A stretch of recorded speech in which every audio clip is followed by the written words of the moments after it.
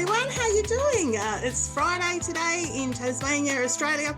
Beautiful sunny day. Spring is here. It's absolutely gorgeous. And Dave just mentioned that the lighting looks a bit brighter. Well, that's because the sun's shining. It's absolutely gorgeous. It's been a huge week for me.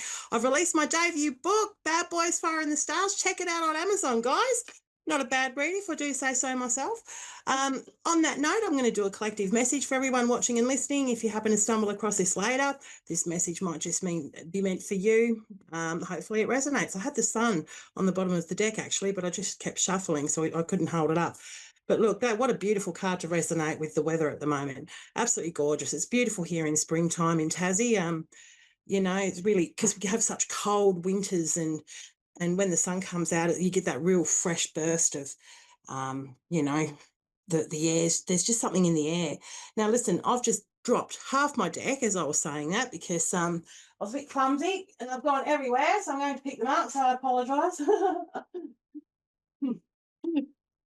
Waffling on about spring and I drop half my deck. Good one. So anyway, I'll pop it back in.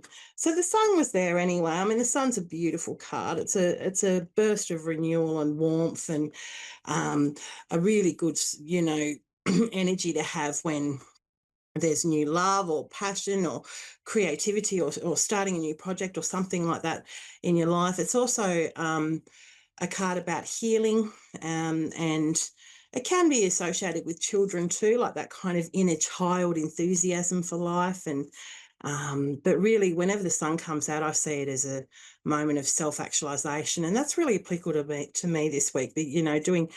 Ticking off one of those milestones that I've always wanted to do was to publish my own book, and I've done it. And life's too short not to do these things, so I hope it inspires everybody else. Having said that, here's the Four of Pentacles.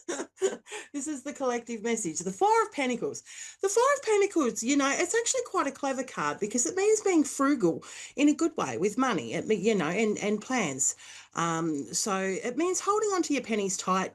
There could be lots of offers there tempting you, or things that you, blinking their little lights, so to speak, to say, well, buy me, buy me, buy me. But it's like, no, I'm going to be reserved. I'm going to plan carefully financially, looking at the bigger picture of stuff. And that's very much what this card's about. I mean, if it comes out in a relationship reading, it could mean withholding stuff, having your walls up a bit and being reluctant to open up. But in a financial business related reading, that's what this generally means. And when you look at the image in the background, she's holding onto her purse tight. She's got money in there, and there's this background of this city just full of riches and, tempting things that she might want to go and buy and check out and indulge in, but she's planning wisely and choosing not to. So that's the Four of Pentacles. I'll pull the next card because I haven't got a caller that I can see just yet. The Knight of Swords. This probably couldn't mean any more opposite energy, to be honest. The Knight of Swords means racing into something, really being determined and pursuing something that you want.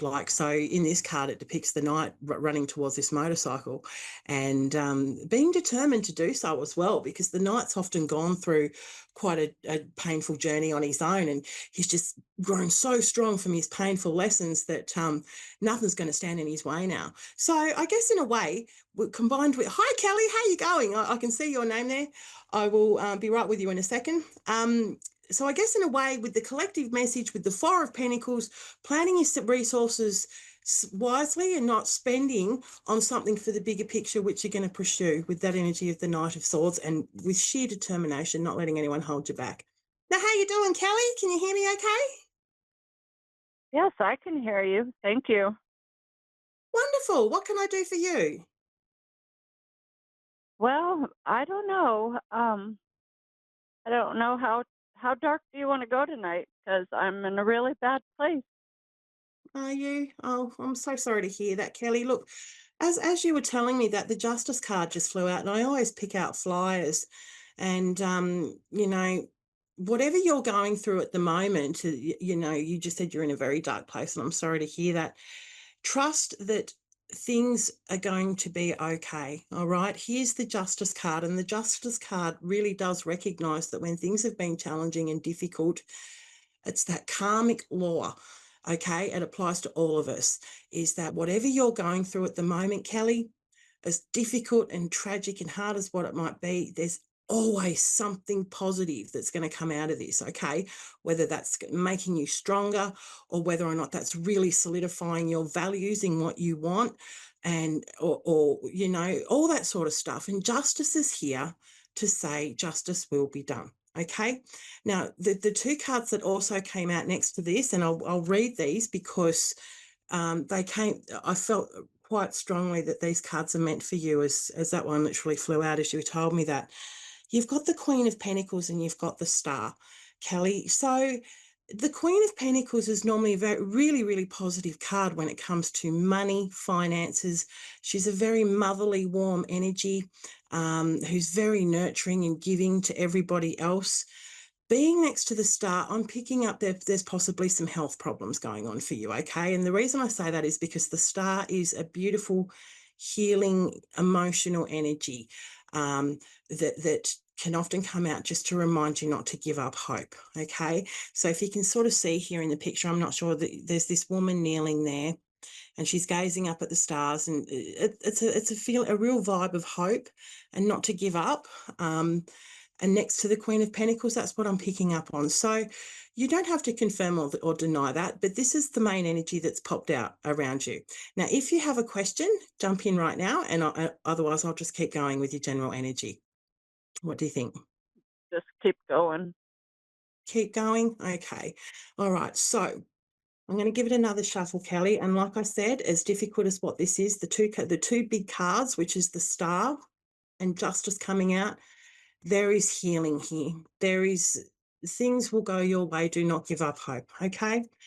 I think too, with the energy of the Queen of Pentacles there, given that she would signify that you are somebody who's given a lot of support to other people in the past, please don't be afraid to reach out and ask for support from those around you, because it often that can be the case with those that are the most supportive people to others are the ones that are the most reluctant to accept it back.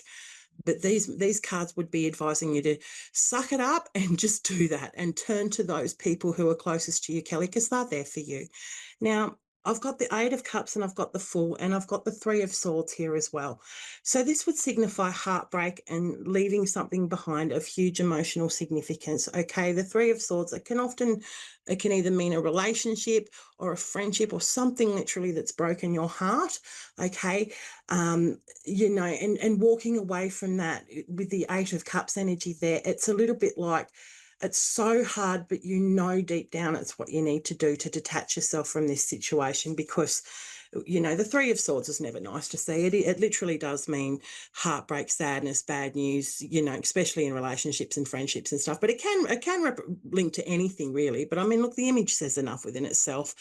So that's picking up on your heartbreak, your disappointment, the struggles that would be going on for you emotionally. Also, with the Eight of Cups energy, you might be questioning yourself, you know, am I doing the right thing? Whatever decision you've made around this, you know, it can be a little bit like second guessing yourself. Whatever you've decided to walk away or to emotionally detach from this situation, you have made the right choice, okay? Trust me, because there's bigger and better things coming. Here's the Fool. The Fool is all about brand new beginnings, falling into something new with an open heart, okay? So whilst one door has closed here for you, Kelly, another one, a brand new one's about to open. And, you know, here's the Nine of Swords here, which is really recognizing the struggles that you're going through, the anxiety, the tears, the worries, all that sort of stuff. It's really not a nice card, this one, but I don't know if you can see the screen or not. Um, a good thing about this card is though, is to it encourages you to keep letting out your emotions, because if you bottle them up, that's when it can get really hard. So just let it out. It's a very it's catharsis, you know. Um, Now I've got the Two of Cups here, okay? So do you mind if I clarify, Kelly, is some of your pain to do with a breakup or an argument in a relationship or a friendship? It would be with the loss of my son Oh, and the the loss loss of of my daughter-in-law. is this all recent? well, it's 8 years this year, but it was Yeah, just August, and that that's just um, devastating. So you're still I very have thick in the grief. well, I Sorry? have their daughter that I raised, so I mean that's a reminder every day. And Yeah. lately, she's been asking a lot of questions that I don't have answers to, Okay. and I don't.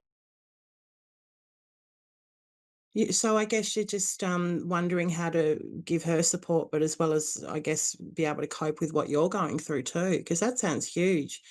And I mean, it's difficult because when especially children are asking about these sorts of things that you might not feel you have the answer for, please be honest with her from your heart, okay, Kelly? Because that's the only thing you can do. And even though you're struggling as well, and you're in a lot of pain, you can name that up with her because that's going to help her to be able to navigate her way through her grief too, and to name up her emotions.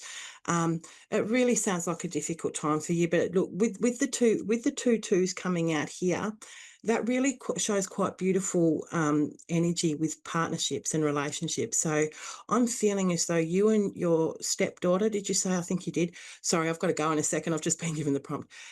Are going to kind of heal and nurture each other through all of this so you can share your emotions with her. And when she's asking you those questions, please just answer honestly, And if you don't know how to answer, just say, I don't know how to answer that right now, but you can come back to her afterwards with something that you might feel more comfortable sharing with her. But please reach out for those around you, Kelly, for support if you need to. Trust that it's going to be okay.